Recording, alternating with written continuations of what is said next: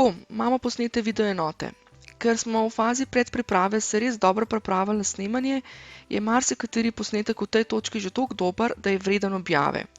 Ampak vseeno naredimo še nekaj malih lepotnih popravkov, da bo kvaliteta res še boljša in učna izkušnja naših udeležencev še toliko bolj efektivna. Najprej moraš razumeti, kako sploh poteka urejanje in kaj delamo. Ta faza ima dva dela. Najprej izrezujemo dele videa, nato pa še lepimo na sliko iz videa. Poglejmo najprej izrezovanje.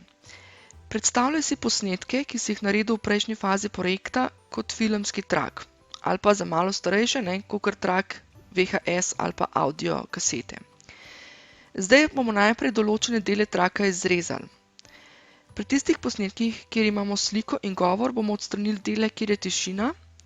Pri posnetkih, kjer pa še nismo dodali govora, pa bomo izrezali dele traku, kjer smo posneli tisto, kar ni nujno potrebno, da pokažemo. Še enkrat si torej zapomni oziroma se spomni. Hočemo narediti posnetke, ki čim hitreje pokažejo to, kar mora udeleženec vedeti oziroma znati narediti.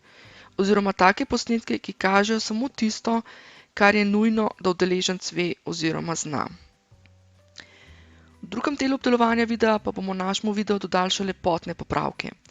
Delu videa, ki še nima govora, bomo dodali še govor, nato bomo pa vsem videoposnetkom dodali še napise, pa dodatne slike, pa mogoče kaj zameglili. Pri tem delu si je najlažje predstavljati, da je naš video osnovna slika, ki bomo v določenem delu dodali še obliž, prilepili nalepko.